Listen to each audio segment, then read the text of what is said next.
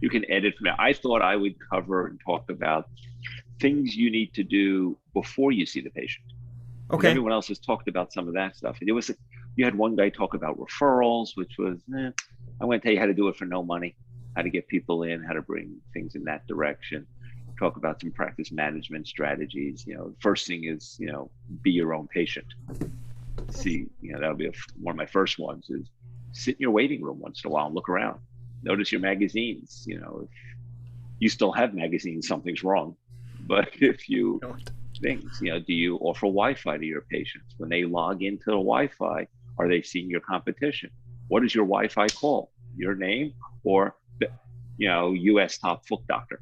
Hmm. It's a good name to have, or something. Have some buzzword that makes it interesting, point of Hmm. conversation. Okay. So Let you me don't. let me do the intro here, and then we'll. Okay, Now, if I cut you off, it's because you told me. Okay. wouldn't be the first time, won't be the last time, so I'm not worried. Okay. Hello and welcome to Podiatry Practice Mastery. My name is Don Pelto. I have Dr. Bret Ribotsky here with me, and he is a extraordinaire in the history of practice management. So, Bret, welcome to the show. Well, Don, thank you so much. And it's an honor to be able to give back some of the stuff I've done. I haven't been practicing for a number of years, but I have done probably the full 360 from giving care to receiving care. So I know what it's like to be a patient, and that's added more insight into day to day life as far as practicing and probably helping a lot of doctors go just a little bit farther to be a better practitioner.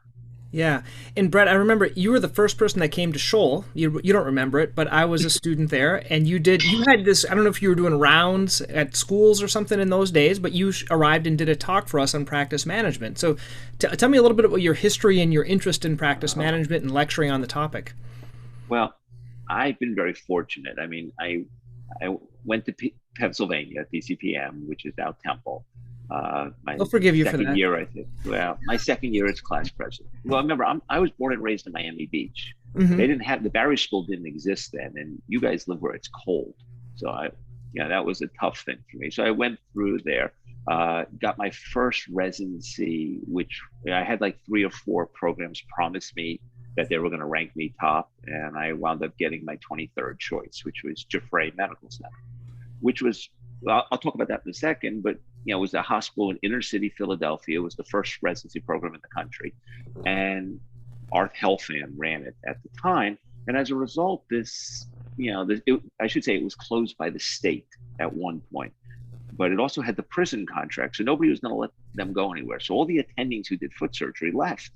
So it kind of left me with, I was doing general surgery, orthopedic surgery, gynecology. So, we were the only doctors there, the 6 residents. So we got an incredible experience as a general surgery resident, Hmm. but we didn't learn anything about podiatry, in my opinion. I mean, and it Yeah. was what they call a POR program at the time. So it was qualified as an orthopedic program, even though that was really my love, but didn't do anything. So I applied for a second residency program, which was kind of unheard of, and went through the whole after the Casper and that thing. And I remember going out for an interview, and it was at Shoal. I remember the interview, the first one for Salt Lake City. And I walk into an interview with a guy named Dr. Young asking me, will I go out drinking with them after cases? And I know that's got to be a loaded question. I mean, Dr. Young from Salt Lake City is asking me about drinking. And I'm like, I'm a team player and I'm willing to go along, but it's not a big thing in my life. And, well, needless to say, I was fortunate enough to get the residency program, which at the time, Doxy Hatch was one of the top programs in the country. I think I had all the cases I need for board certification by September of the first year. And I don't know, maybe I did 1,000 bunionectomies. Maybe. I Hmm. mean, I used to let externs do bunionectomies, so it got a good reputation as a cool Yeah. program to apply to over the time. And how So did you that, get that moved interested? on. Yeah. So let me get the quick end. I wound up leaving there, working for the Cleveland Clinic Foundation there for a couple of years, and then as that moved, I was the first podiatrist to ever let in the operating room who was vertical, not horizontal. Podiatrists were allowed in the operating room horizontally, but not vertically at the time. I made some correlations and helped Vince Hetherington get the Ohio school, be able to work with them. Left there, opened up in Boca Raton, but during my time at Cleveland Clinic, they rewarded you and wanted you to become involved in national politics. So I was at a meeting once, and I showed up at an I think it was American Board of Foot and Ankle, foot orthopedics at the time, or American Board of Podiatry. I don't remember which one. The initials got strange. And somehow I showed up, I answered a lot of questions. They liked me, and I got nominated to committees and then board members. And years later, president of AgFoam, and got involved. Practice management happened when I left the Cleveland Clinic and had to figure out how to earn a living. Okay. That gets a lot different, because it's really cool to have great credentials. You realize that the other doctors in town are not sending you any of the patients. You know, when I was at the Cleveland Clinic, it was prestigious for them to send the patients to Cleveland Clinic. So doctors would refer to me, but then the same guy moves a couple of miles down the road and nobody sends to you anymore. You know, now you're the competition. So you come through different strategies. I thought we cover some of those. You know, Yeah, I could talk. good. You could say hello, and I could talk for an hour and a half. So I want to be respectful for those who are listening, those who know me. I mean, So all the was it podiatric success stuff is still on Apple, whatever iTunes. podcast. You can find them all. iTunes. You can I'll put a find link. I'll put a link under Okay. this if people want to go look Sure. at some of the, because it's evergreen. It's always good content. And so, give some of the best pros. You were going to talk a little bit, because we've talked about some people about marketing and things like that. What do you do before the patient interaction? Well, I'm a big believer. If everyone remembers the old timers there, Harry Goldsmith. Harry Goldsmith went around this whole country lecturing about what to do after the patient leaves your clinic, your treatment room, how to bill for it, how to code for it, how to document for it. That was Harry's thing. I used to precede him with, well, how to get the patient there? Mm-hmm. How do you do things in order to make it work? So I looked at, you know, I'm a real believer that success leaves clues. Find people who are getting the outcome you want and copy them. I don't have to be the first one. I mean, the first MP3 player was by Sony. We all know what Apple did when they came out with the second one. Mm-hmm. They took over the world. You know, who even knows where Sony is today? So I believe that thing. And I thought I'd give a couple really easy strategies in our short time together. The first thing is, everyone listening should go get a phony Gmail account somewhere. Pick whatever you want, and then register with every dentist, dermatologist, chiropractor, plastic surgeon in your community. And check that email once every week or two and see what they're doing.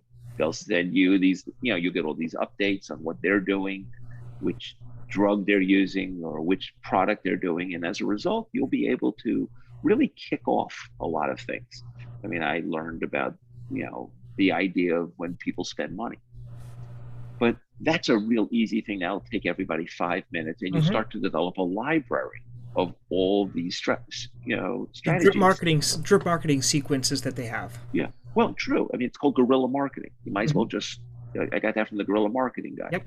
But I think as you start to do this, you almost want to go into your practice and say, okay, what's my USP, my unique selling proposition? What can I do slightly different than everyone else? And hopefully you find something that's not paid by insurance. Because going in marketing that you do the best hammer toe surgery in the world, you know, at the end of the day, you'll spend a bunch of money to make $50. It's just not, it's not worth the time. Yeah. I like a 5 or 6 to 1 ROI, return on investment. If I'm going to spend $100, I want to make $500-600, or it's not worth it. Remember, you know, Uncle Sam's taking a third of it, you know, and then you have insurance and all the other things. So for you to make something, you need to get a good ROI, and you need to look at that. I mean, I know a lot of people, Giuliani, I've listened to a little bit of him. John and I have probably lectured 100 times together. And he's very big into how you talk, what you say, give preemptive closing, get them to say yes 3 times. This is Zig Ziglar 101. If you haven't listened to some Zig Ziglar tapes, that's what it is. It's Zig Ziglar 101. And you'll get the strategies. People, you have to get them to say yes. And if you get them to say yes to 2 or 3 times, that thing. So one of my early ones was orthotics. I wanted, because orthotics weren't covered. I was president of AgFoam. I was board certified both in orthopedics, medicine, surgery. I think I had 4 or 5, actually wound care. So I have 5 board certifications. I think it impresses my mom. I'm not sure who else it impresses, you know. But, you know, you become in the realm of academic podiatry, so you capture and you gather all these things. But orthotics was my thing. And I realized a lot of people did them, but I don't think they did a very good job. A lot of people delegated it to their staff to step in a foam box. And, you know, it's a foam box. You're not going to get good biomechanical control. So I did a lot of things that were different than a lot of people. I did a complete risk reversal. I gave them, if they didn't work, I give you your money back. And of course, I had some criteria that they had to wear them, they had to do a bunch of things.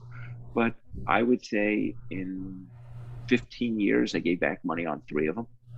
And those people, those 3 I operated on.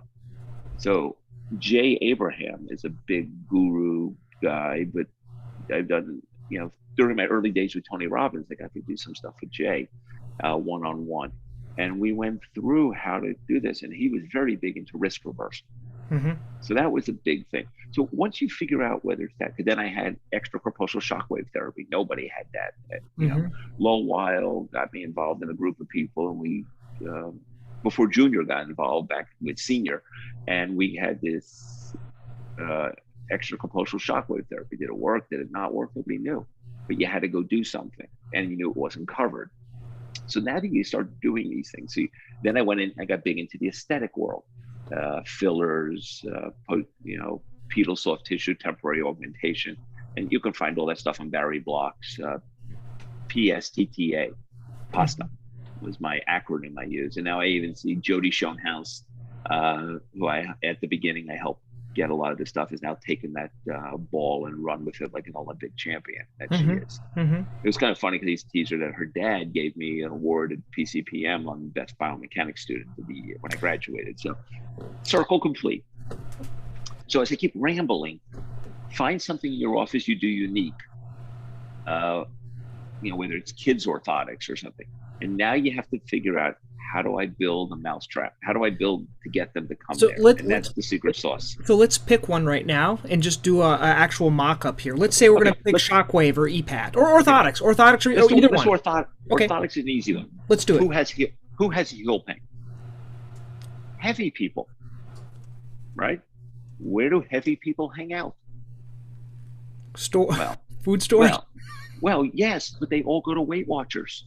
Okay. But back before the pandemic, I would send an employee with flyers, and I printed up these little 4x6 laminated cards and offer all kinds of stuff for these people and send her to Weight Watchers, different meetings every night, to hand out cards. Your feet hurt, you need to exercise, you need to lose weight, boom, do it.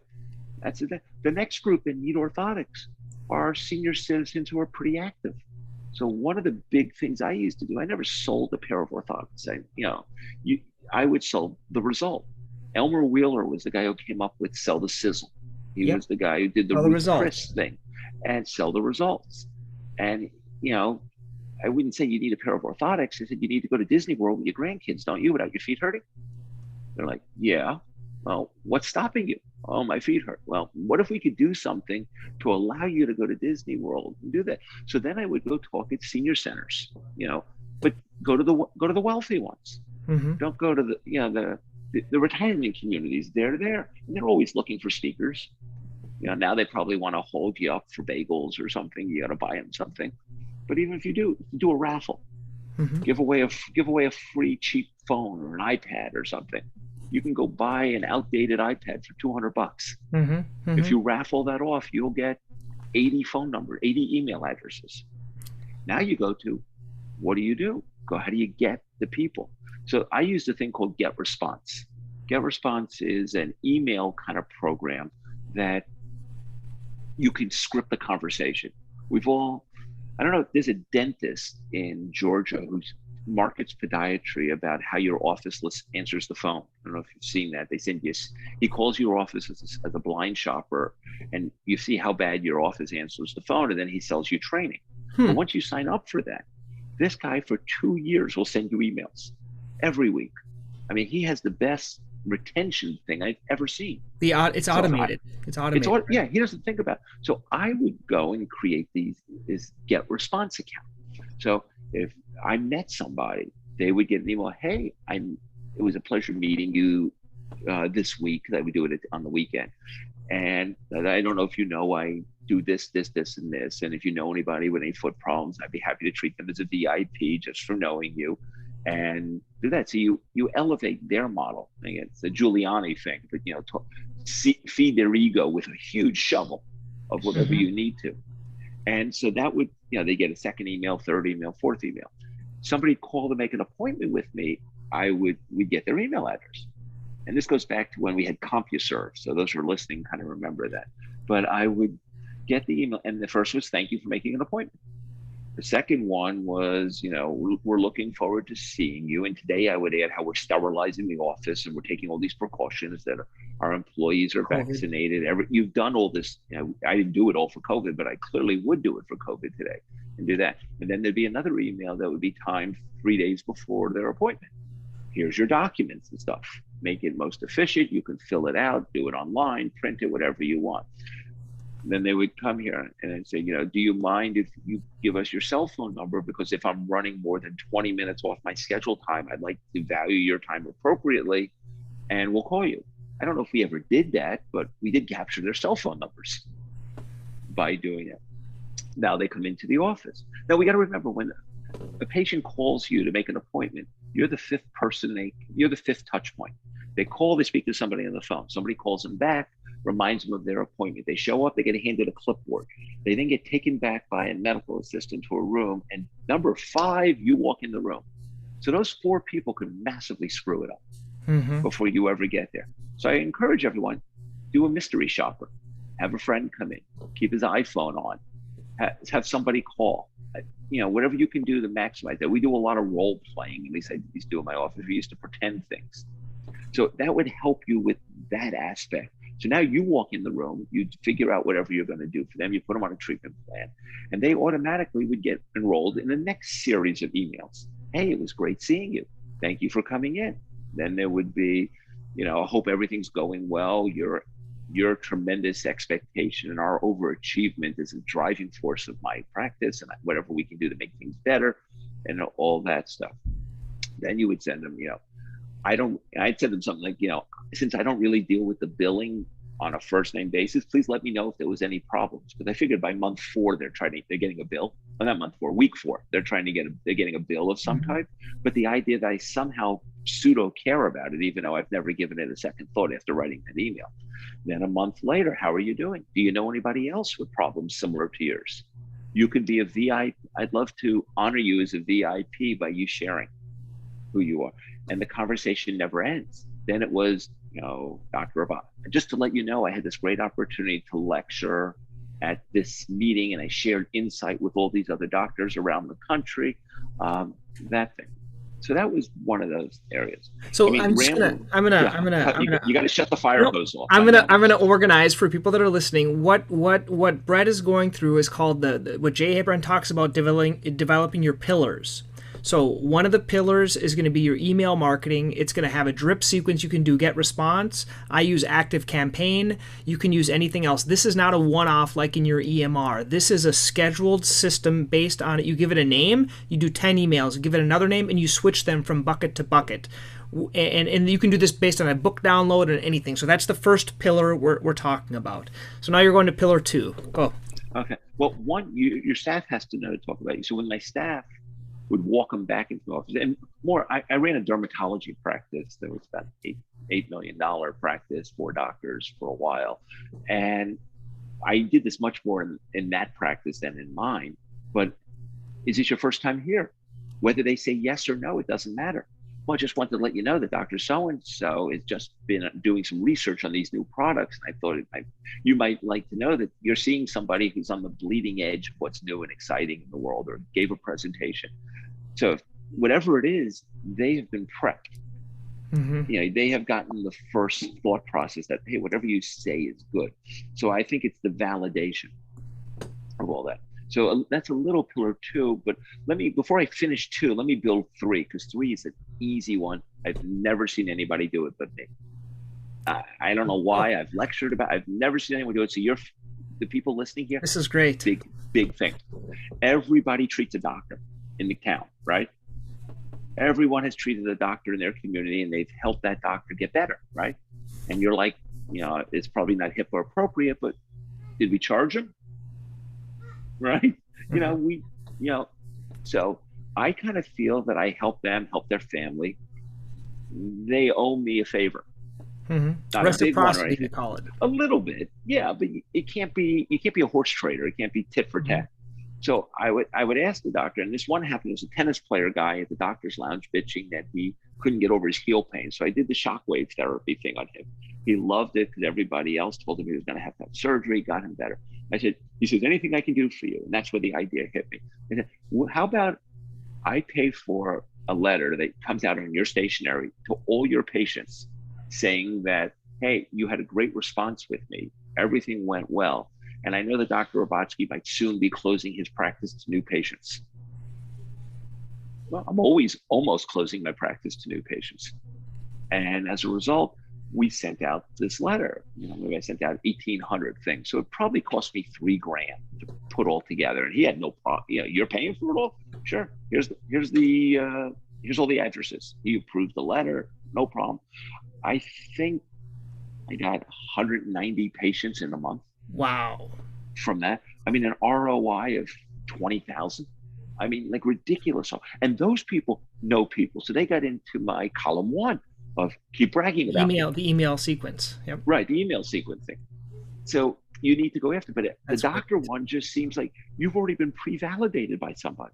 We all know that when a patient comes to you for, let's say, a bunion surgery, bunion pain, that they found you somewhere versus a doctor sent them to you, your closing rate on whether they have the operation or not 100% higher is so much different. Yeah. So why not take that pre-validation of all the people you've treated for free and use that as a marketing tool? That's a great one. Right. So nobody's ever heard that one. So I've never heard for you guys. I've never heard that one. How about you're talking email? Were back in your days? A lot of people talk about like a monthly newsletter to all their patients. Yeah. I don't do a physical newsletter. Waste of time. Okay, that's what I was asking. My opinion, marketing to patients is a waste of time. If I market to patient, maybe I'll get one person. If I market to the doctor. So how do we do that? Let's get in there. So I made a newsletter that I just sent to doctors. And this goes early on when one of these, like you get an email of like the top stories in medicine, and I would aggregate them together. And then I would use Norton Facts and put together a little newsletter. What's up in medicine? And then on the top, it would have Ribotsky, and my buzz line was feet shouldn't hurt. Feet shouldn't hurt or don't have to hurt. I don't remember. I A and B both of them back at the time. I don't remember which one won. But as in doing so, the doctors would get these things. And I always used a fax because an email, they can hit delete. A fax, their office person didn't know what to do with it. I mean, now the faxes don't exist, but they had a sheet of paper then. Yeah. And they had to put it somewhere on a desk. Like all my referral notes, instead of emailing, I faxed them because somebody had to touch it. And in the bottom of the fax, I used to have, they came in for this problem. And it was like 10 other check boxes. So they knew everything else I did that they didn't even think of. Like that. Kids, aesthetics, and all that. And at the bottom, there was a place that I concur with Dr. Ribotsky's recommendations, sign this, and then there's a box. Call him, do something, or file it. So the doctor could take the fax, sign it, and it would go in the medical record. But my name would constantly pop up. I tried to be on everybody's desk every day. Wow. Quick doctor marketing things. Like I identify the 10 biggest hitters in your community. Well, identify the bottom fruit. They're easy. They're coming to you. But go to the 10 biggest guys, girls, 10 biggest providers in the community who can send to you. You don't want to go to somebody who's on some insurance plan you're not on, or the hospital. So I would Oriental Trading Company. I don't know if people know that little junk store, Oriental Trading Company. I'd buy these little $1 yo-yos. They'd come in a box, and I said, tired of your referrals going up and down, think of me. And I would send it to these 10 guys. And then 2 weeks later, they'd get a little flashlight. Tired of your patients being treated in the dark, think of me. Feet don't need to hurt. And I'd buy them all at once. So the whole campaign was maybe $600, $700. Yeah. And the paddleboard game, with the little ball that you hit it. Yeah. Yeah. Not seeing your patients aren't seeing an expert. Here's a chance. Now these appear cheesy to people that are listening because this hasn't even entered into the mind of podiatrists. What was the return on these, and what was the sequence of like over once a month or once every 3 months? Well, I would send one every 2 weeks, and at the beginning, the ones who said this is cute, I know you, I've had good results for you, all that stuff, you're my guy, and I stopped sending them stuff. And then it was funny because they heard other people kept getting stuff, so they wanted more toys. Doctors are kids. Yeah. Little bit, we haven't grown up. They still send the Ken and Barbie doll in from the companies to spend time with us, right? Go look who the reps look like. They're the girls and guys we couldn't date because we were the nerds. We were in science. We weren't the same people. So they've all figured out how to use this. Again, success sells. But I would say my conversion rate, there was only one doctor I never was able to get a consult from. And then I found out a long time later that his wife was the brother of another podiatrist in town. Ah, okay. And I never found that out. But I knocked on the doors I needed to. So let's schedule lunches. Let's structure this now for people that are listening. Let's say you pick 20 or 10. Let's just start with 10. Are there the 10 that you're already getting all your referrals from, or no, 10? Okay, the 10 that you want to get from. Yeah, I mean, the ones that you're getting stuff from, they should be seeing your name every week. You should be sending them. If they don't have a patient, you should have a running database. How are these patients doing? Yeah, you're sending, nowadays it's a referral letter. You're sending us this patient. Well, you're sending it from your EHR to their EHR. Yep. I just wrote something recently on PM News because I think the EHR has ruined medicine. Nobody's actually reading the stuff. There's 6 and 8 pages worth of data that's just noise. It has nothing to do with the patient. Yep. I mean, especially if there's an error. You can't get it taken out of the chart. It seems to live forever. So I think you want to do something that gets on I would send snail mail because again, nobody knows what to do with it. It'll sit on your desk. Yeah. And it could be something like, one of the things I do is I teach a CPR course for all their office staff. So now you'd offer a CPR class every month or other month, become a CPR instructor, cost you $200, and you give out the card for free for everyone who works in another doctor's office. That's neat. There's I had to do a grand rounds recently for family medicine, and so I'm doing a lecture, and so what I'm going to do is I'm going to print out all my slides and then send it to the top 20 doctors with the actual slides. Hey, you might have missed this, but you might want to. Yeah, but nobody's going to look through it. More importantly, give them the highlight. Like people would say, how do you ever get the phone call from the doctor? Yeah, how do you treat this? Right. It's real easy. You refer it. Because how I treat cardiomyopathy is by referring it. How do I treat diabetic neuropathy? And I love Warren Joseph. Him and I have gone together, both Hall of Fame members. We go back a long time. I don't need to know that much about antibiotics. I'm referring it. I don't want to be the guy at the local hospital putting people on antibiotics where every eye is looking at me. Why is the podiatrist using linazolid or whatever the newest one is? Cool. ID consult. The more money you share, the more comes back. You become the guy. You want to be part of it. Hospital, you want to make sure that some days of the week you eat breakfast there, and some days of the week you eat lunch. There are different doctors there at breakfast and lunch. Get involved in the conversation. Do rounds sometimes in the morning. Do rounds sometimes at night. You will meet different doctors.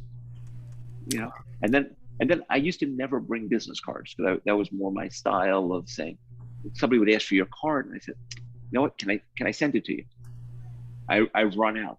Scarcity sells. When you hear something is going out of business, they run to the store. Scarcity sells.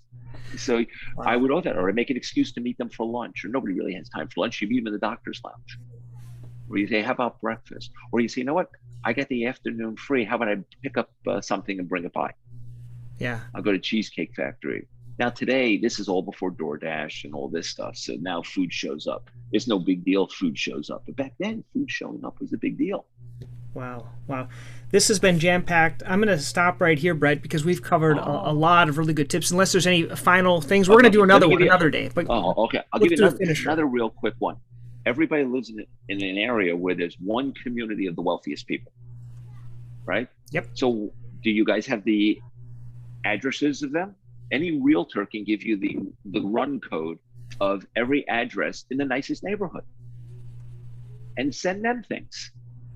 If you were going to do a newsletter, that would be the only people I would do it to, the rich people. I mean, and then we can talk about how I used to, how many times do you get the heel pain speech a day? It gets pretty old. Yep. So I would videotape it. I videotape it, and this is back when videos were like big deal things. And then I'd hand them an iPad and say, okay, I think this is what you have. Watch this. I'll be back in the room in a couple minutes. And it'd be me standing there, lab coats, board, drawing on stuff, explaining heel pain. In the meantime, I saw a second patient. There's a couple of cool technology for those that are listening. One's called ClickSend. If you haven't heard of it, you can go to clicksend.com. You upload a PDF letter, and it'll mail it out to whatever address you want in color automatically. Another thing is I use Patient Education Genius, which is something you can upload those videos and they can send it out. So after a patient comes in with heel pain, they'll get Don's video on it or my book that I wrote on it. All super easy. But that doesn't help you with that moment in time. I like the in-office thing. I didn't think about the iPad in the office. Take the same video and buy a bunch of old iPads.